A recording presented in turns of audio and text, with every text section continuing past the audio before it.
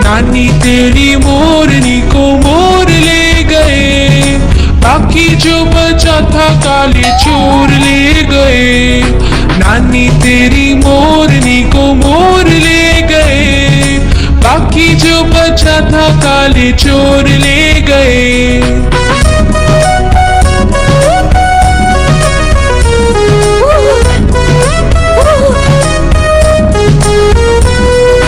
खाके पीके मोटे होके चोर बैठे रेल में, चोरों वाला डब्बा कट के पहुंचा सीधे जेल में।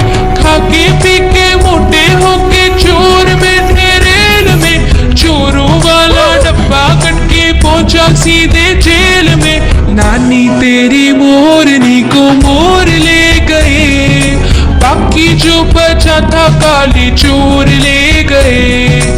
नानी तेरी मोरनी को मोर ले गए, बाकी जो बचा था काले चोर ले गए।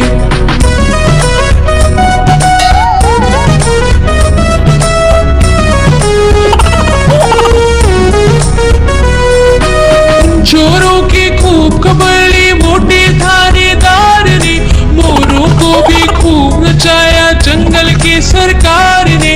उन चोरों की खूब खबरें मोटे थानेदार ने, मोरों को भी खूब नचाया जंगल के सरकार ने।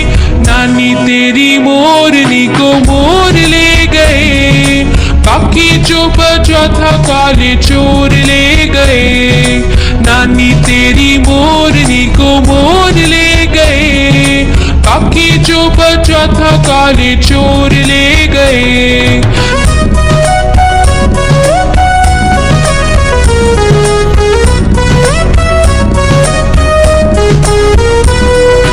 अच्छी नानी प्यारी नानी रूसा रूसी छोड़ दे, जल्दी से एक पैसा दे दे तू कंजूसी छोड़ दे। अच्छी नानी प्यारी नानी रूसा रूसी छोड़ दे, जल्दी से एक पैसा दे दे तू कंजूसी छोड़ दे। नानी तेरी मोरनी को मोर ले गए, बाकी जो बचा था काले चोर ले गए। नानी तेरी मोरनी को मोर ले गए, बाकी जो बचा था काले चोर ले गए।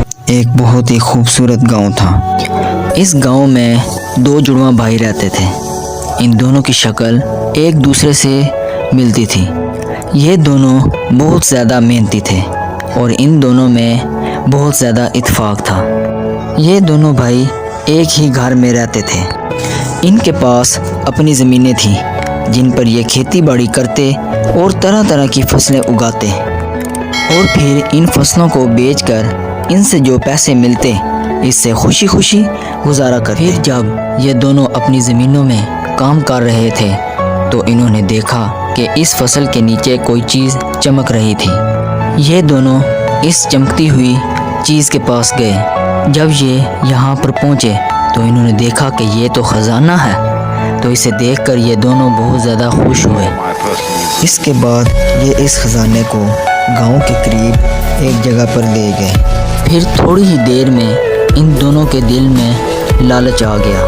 फिर एक भाई कहने लगा, ये सारा ख़जाना मेरा है क्योंकि इस पर पहली नज़र मेरी पड़ी थी। और साथ ही दूसरा बोलने लगा, नहीं, ये ख़जाना मेरा है क्योंकि इसे मैंने निकाला है।